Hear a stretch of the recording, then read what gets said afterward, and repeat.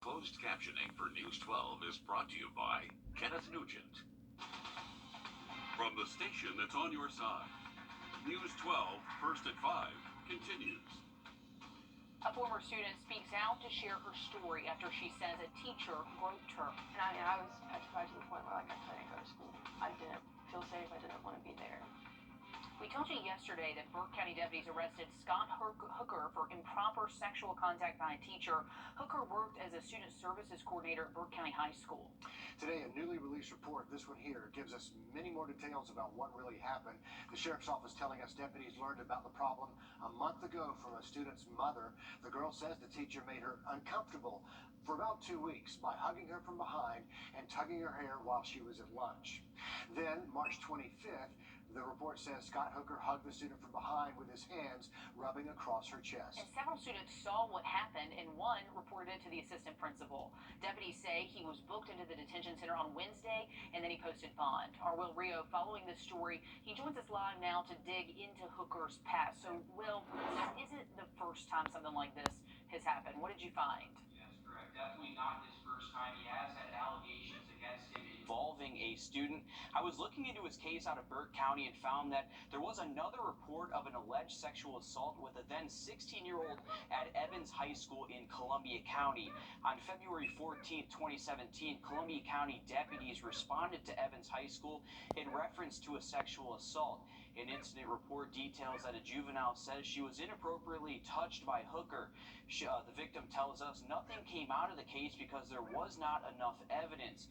Reports show that the juvenile's mother says Hooker was told not to have contact with the juvenile.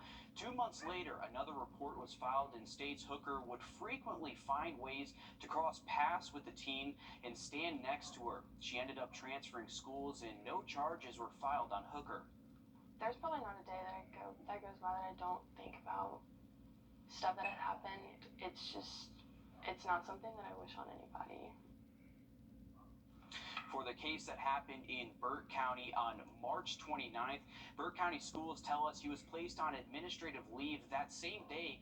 On April 20th, Hooker was able to return to work at Burke County High School after the district's investigation. On April 25th, 5 days later, the district was notified by law enforcement about their investigation and possible charges.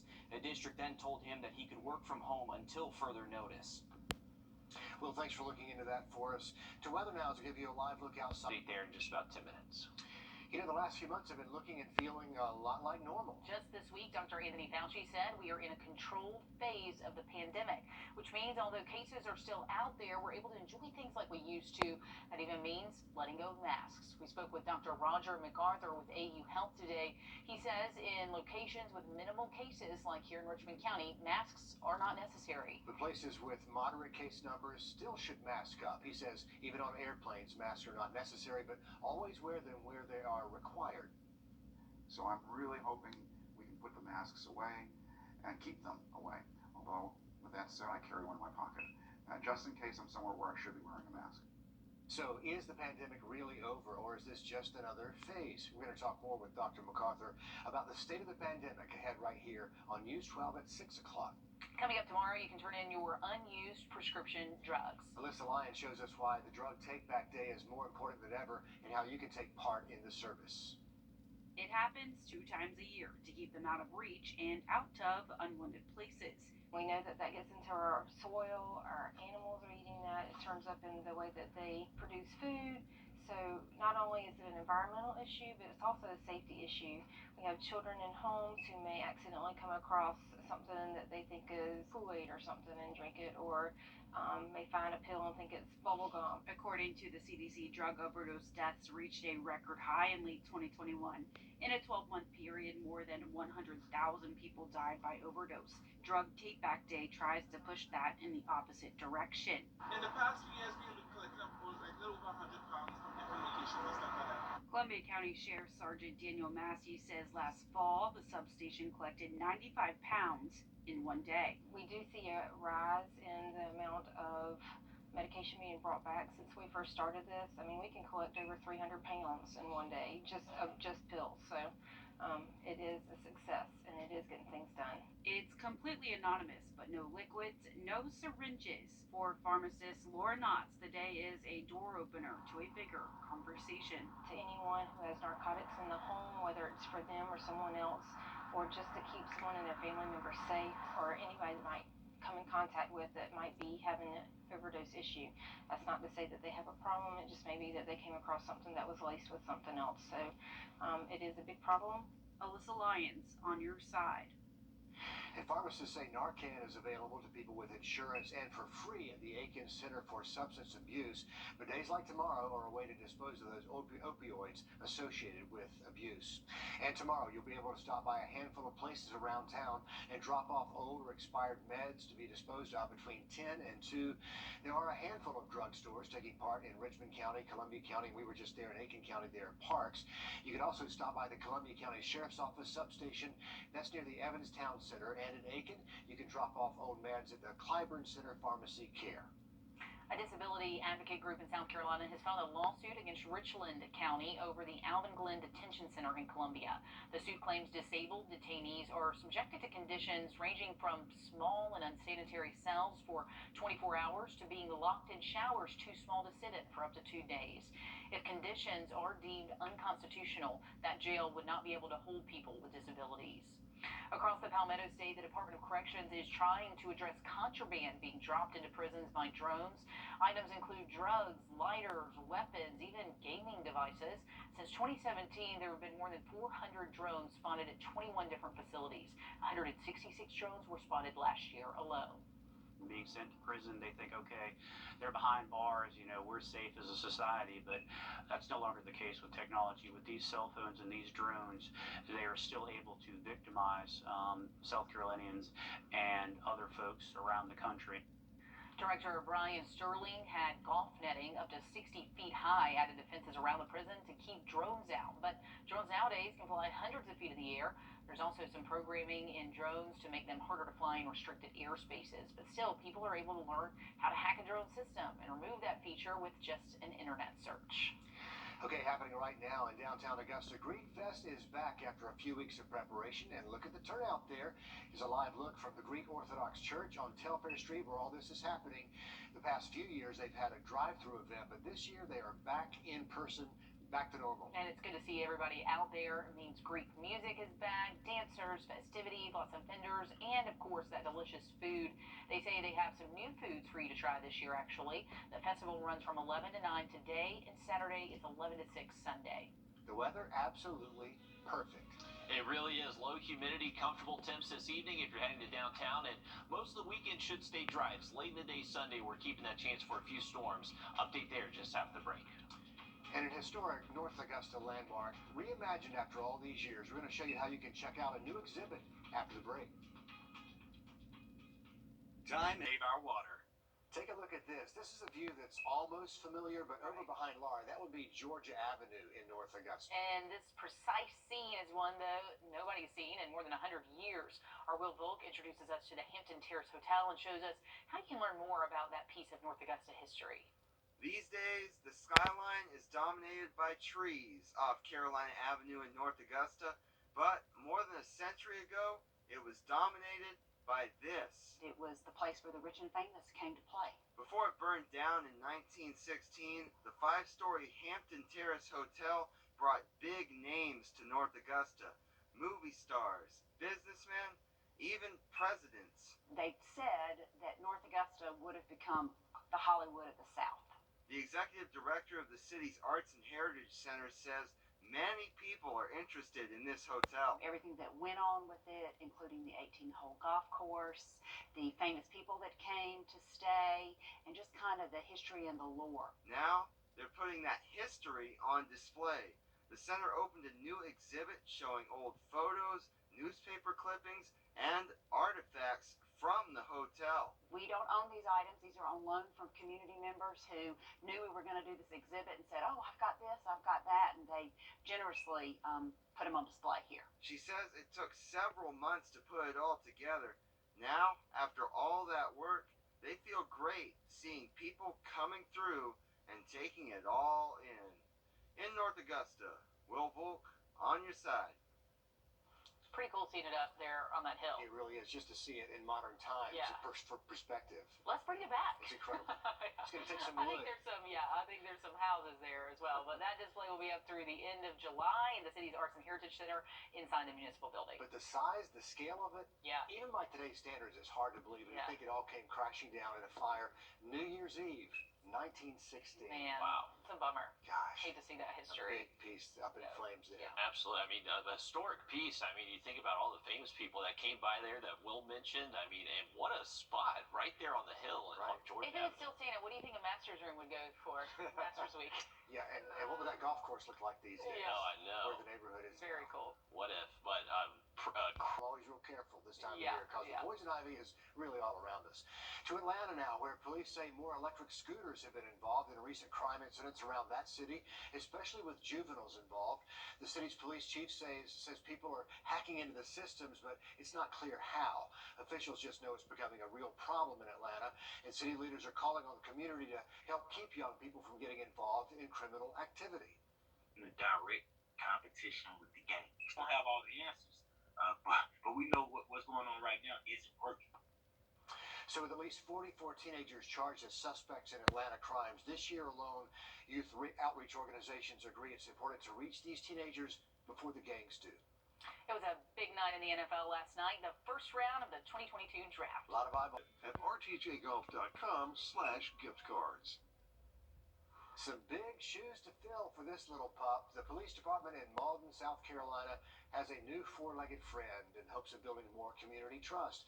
They just picked up their new therapy dog from Charleston this week. The 8-week-old golden doodle goes by the name Margot. She's going to be used for school visits, community events, along with providing support in some critical times with mental health patients, child victims, and other victims of crime. Riley, I won't be surprised if more police departments don't adopt a pet like this just to help out, kind of soften the edges of things that need to be softened. Absolutely. Helps morale around the department. Always there to welcome you and always happy to see you. I think that's a great addition to their team there. Great canine officer right there. Absolutely. Cute little pup and great addition to their team. Hey, if you are heading out to the Green Jackets game tonight, we got Feature Friday. Temps will be very comfortable in the 70s and 60s through game time and staying dry. And mentioning pups, if you want to go to the Green Jackets game on Sunday, they actually have Bark in the Park. That's a 1:35 first pitch, but it should be fun out there. We do have some rain in the forecast late in the day on Sunday, and then into next week, just kind of each day will feature the chance for just some pop-up showers. Nothing that looks necessarily all too heavy for us. Sunday, late in the day, afternoon, especially evening hours, I would keep the umbrella nearby. We're expecting a few showers and storms there. Isolated, scattered, isolated, just kind of doing this pattern each day next week. So there will be plenty of days where you could stay completely dry and your neighbor sees a good little downpour. Just that pattern for us next week. Mid-80s through the weekend. If you want to wash the car, just a heads up, we are expecting those rain chances Sunday, so may want to hold out until we do get into a little bit drier pattern heading past next week. Next week, it's really going to be all about the heat coming back. We're expecting high temperatures to be close to 90 Tuesday, Wednesday, Thursday, and Friday. Those morning temperatures will be creeping back up into the mid-60s, so a sign of a little bit more humidity in the air as well. So a little bit stickier past this weekend. I definitely take advantage of the beautiful weather Saturday, but even Sunday, not an all-day rain, just watch out for a few storms late in the afternoon. And still to come, local organizers say enough is enough. While they say tomorrow's Stop the Violence rally is needed now, more than ever. That's ahead on News 12 at 6 o'clock after a short break.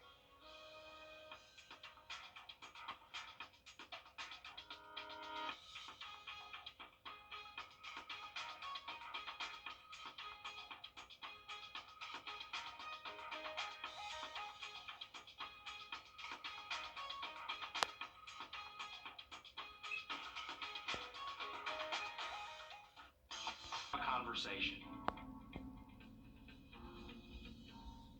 Closed captioning for News 12 is brought to you by Kenneth Nugent. From the station that's on your side, this is News 12 at 6 o'clock. It's the return of another Augusta tradition, the Augusta Greek Festival back in full swing. We're going to take you there live. Plus, the sun's hanging around for now, but there's a chance for rain later on into the weekend. We're going to check in with First Alert Chief Meteorologist Riley Hale straight ahead. But first up this evening, new details after a Burke County teacher is arrested, accused of sexual misconduct with a student. Let's get straight to News 12's Will Rio, live in the studio with the police report. And Will, you also found this is not the first complaint filed. Yeah, that's right, Richard. In the police report, we found the latest incident happened at Burke County High School. That's where Scott Hooker is accused of groping a female student about a month ago. Just this week, he was arrested for that incident, charged with suspicion of improper sexual contact by an employee, sexual battery, and simple battery. Now, while I was looking into that case, I also found another complaint filed against him, this one at a different high school in a different school district. Incident reports out of Columbia County show a pattern of allegations with 40-year-old teacher Scott Hooker. On February 14, 2017, deputies were called to Evans High School in reference to a sexual assault. There's probably not a day that goes by that I don't think about stuff that has happened. Madison Cooksey is the juvenile listed in the report who states Hooker inappropriately touched her at school. And I was petrified to the point where I couldn't go to school. I didn't feel safe. I didn't want to be there. 2 months later, I was on the verge of failing. After those 2 months, Cooksey returned back to Evans High School, where Hooker was still employed. In the incident report, Madison's mother told deputies Hooker was not allowed to have any contact or be near Madison, but that he would go out of his way to cross paths with her and stand next to her. He would come into my classrooms to ask my teacher a question throughout the day, like different classrooms, or match our paths in the hallway just to stare at me, or come up to the girls that I was talking to at lunch. She ended up transferring to a different school in the district. No charges were filed against Hooker. Now in Burke County, he's been arrested and charged with sexual battery with a student. It's not something that I wish on anybody. Madison says after all these years, she finally feels heard. To people who say, she's lying or this is all coming out now, when the other case is coming out, I didn't have a chance, or I tried to put my story out there and nobody wanted to pay attention. I'm putting it out now to help people that were in my situation who aren't heard. For the case that happened in Burke County on March 29th, Burke County Schools tells us he has been placed on administrative leave that same day. Then on April 20th, Hooker was able to return to work at Burke County High School after the district's investigation. 5 days later, on April 25th, the district was notified by law enforcement about their investigation and possible charges. The district told him to work from home until further notice. The case will keep tracking. Will, thank you for that. Also developing tonight, the search for a suspect accused of firing shots during a road rage incident in North Augusta today. Police say it happened just before 1:30 this afternoon at the intersection of East Martintown Road and Atomic Road. That's when a man says another male driver in a tan SUV fired a gunshot into his car. According to that victim and a witness, the driver kept going to the off-ramp heading toward Georgia. We're told Richmond County deputies are now on the lookout for that vehicle. We'll keep you updated as we learn more about that suspect and what happened out there. Taking you outside now for a live look. This is Riverwatch. We'll have an update there in just about 2 minutes. And Riley, all that sounds like a great night to be outside for some great food in Augusta. News 12 Celeste Springer, as you can see here, live for us from the Augusta Greek Festival. And this is the first time for in-person festivities in a couple of years. So Celeste, how's the turnout there? Turnout is amazing. The line right now is a little long, so it's going all the way back that way, and it will take you all the way over here. So if you want to get some great food, you might have to wait a little bit. But while I was out here today, I kind of figured out that the big story is not really the food, but more interestingly, the people who make it. Wander down Telfair Street, you'll find a parking lot transformed. All right, be $18. And some people who are very glad that instead of cars looping through, people are. The drive-thru was great, and it was fine, and it served its purpose. But we're so excited to have people back, face to face, in person. But behind the goodies wrapped in tinfoil, there's people like Grill Master Greg. I'm sort of like the token Australian Greek, American. American is trying Greek. And stories like his aren't uncommon. While we associate the church with Greek people and, of course, Greek food, we found the church itself is actually a massive melting pot. Even on Sundays, you'll hear the Lord's Prayer in about 8 different languages. Tatiana says while she's not Greek, she shares so many values with everyone at church. Treating friends well, feeding them, generously with the food. That's the spirit you'll find underneath the sprawling white tents. People of all cultures, backgrounds, all connecting through food. To learn from other cultures and spread this knowledge, and so we will understand each other much better and live better too.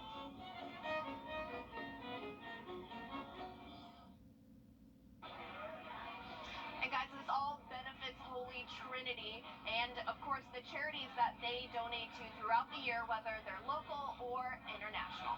Celeste, we are all jealous back here. It's more about, more than just about the food, but you know what? The food is fantastic. The Greek Fest is back. Lucky assignment right there. It is. But with the city alive, hospitalizations down, and no recent surge in cases, kind of feels like we're finally on the other side of this pandemic. But is it really over, or are we just over it? News 12's Kennedy Harris live in our studio with what cases are looking like all across the country. Richard, we're all definitely over the pandemic, but the data looks good too. This map from the CDC shows COVID transmission by county, and you can see most of the U.S. is green, except that includes all of South Carolina counties and all but 2 counties in Georgia. So what does this really mean? Is the pandemic over? I spoke with a local expert to find out. Busy streets, crowded restaurants, and very few masks in sight. But it feels like, well, it should be. But is it safe to say the worst is in the past? I don't think any of us, certainly that's true for me, know exactly what to expect. Be vigilant, know that it's out there, but really don't obsess about it. Dr. Roger MacArthur, infectious disease expert at AU Health, says in areas with minimal cases, it's safe to drop some precautions, even masks. Well, I think it's reasonably safe to take the masks off. He says COVID is now endemic, which means we'll see clusters of case spikes in certain areas, like the state of New York right now, although it's not clear why some areas have spikes. That's to be expected, and it can be managed. You start to see an increase in cases, and you basically come up with some local strategy of how to handle that, as opposed to mandates across the country. But it's a good sign, and so is this. After 2 years of interviews via video chat, finally sitting down in the same room. You know, here we are. Here we are. Today, being able to talk in person. How does that speak to how far we've come? We've learned what works and what doesn't work. So Dr. MacArthur says we'll likely continue to see clusters of spikes, but spikes are manageable now. He says this phase we're in is thanks to vaccines, boosters, and natural immunity.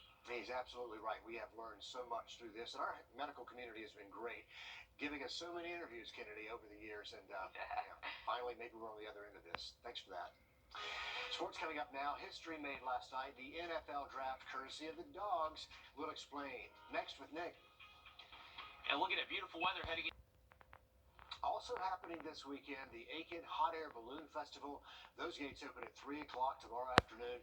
Then Sunday at the Western Carolina State Fairgrounds, same time. There'll be tethered balloon rides to take you up about 75 feet in the air. Also more than 60 local craft and retail vendors, 15 snack and food vendors, and some live music on the side.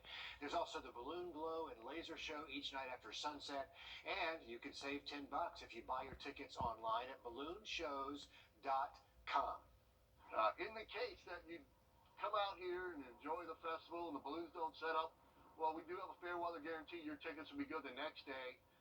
If you happen to come out Sunday and we don't set up balloons, your tickets will be good next year. So, pretty good guarantee for that. All the balloon pilots are licensed and have more than 1,000 hours of flight time, and they all know how important weather is for these balloons. But what kind of conditions can they expect for the balloons this weekend? Yeah, so there's... What kind of conditions can they expect for the balloons this weekend?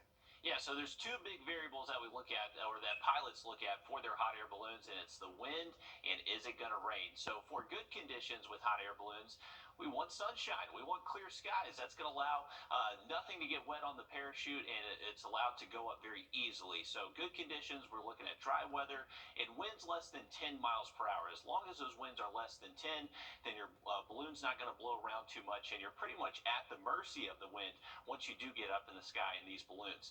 Now, bad conditions wouldn't be rain around the area, some storms rolling through, winds gusting over 10 miles an hour.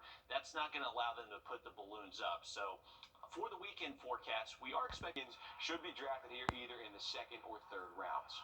Georgia's defense is somewhere Irk Russell is smiling down at that. Coming up, he's paddling his way down the Savannah River. We're going to check in on the local kayaker taking the long way to the coast. The Limelight. A local kayaker, Ron Turner, is on a 200-mile journey down the Savannah River. He's on his way to Tybee Island, his longest trip to date. He tells us this is his second attempt at that. He tried the trip last summer, learned some lessons, had some bad weather, but he is back out there now, and he's allowing us to track him. So going to give you a live look at the website where Turner is right now, and look at the progress he's made. They say he's about a half hour outside of Savannah, but that was if he's in a car. This journey is not about that. He is in that kayak, and this is a lot farther than he made it last time around, so we're going to keep checking on him. They say he's right near Rincon, Georgia, but you can follow along. We have that link for you on the website, wrdw.com. Search the word kayak, and good for him. What an adventure that is. Happening tomorrow, plans for a Stop the Violence rally in Augusta. This campaign first started back in 2019, but after a 2-year hiatus because of COVID, Claire Allen spoke with organizers about why this year's rally is more important than ever. I love this city, and I hate to see where it's going. And that love is what motivated Gary and Henry to put together her second Stop the Violence rally. She also dedicates it to her friend who died from gun violence. That's what prompted me to do it, because I was so angry about what had happened and the violence that was used behind it. People from all over have the chance to come to Dyess Park on Saturday to use their voices and speak up about how different aspects of violence change their lives. I picked Dyess Park is because it's right in the middle and the heart. I placed it here so that they can walk out their front doors and come right on in. Henry says anyone can be impacted by violence and wants people in the community to use a microphone and spread their truth. You know, tell how you feel, and then I want you to be able to tell these individuals the impact that they cause when they decided they want to go and take a gun and grab it and take somebody's life. A lot of us are tired of wearing our loved ones on t-shirts ahead of time. We're tired of balloon releases. In Augusta, Claire Allen, on your side. And again, that rally kicks off tomorrow at 1 in the afternoon at Dyess Park. Also tomorrow, a race to benefit United Way returning to Aiken County. The Run United race routes include the Horse and Historic Districts of Aiken, as well as South Boundary. So if you're driving around the city tomorrow morning, be sure to watch out for those runners. The race starts between 7 and 9:30 in the morning. And if you're going out to check it out, you can catch a food truck village as well as appearances from Miss South Carolina. All in all, a nice morning for that, Riley. Hey, looking great tomorrow morning if you're heading to that run, or maybe you're heading out to the lake the next couple of afternoons. Beautiful weather on tap Saturday. Sunday, I would watch out for a passing shower late in the day. If I look at that full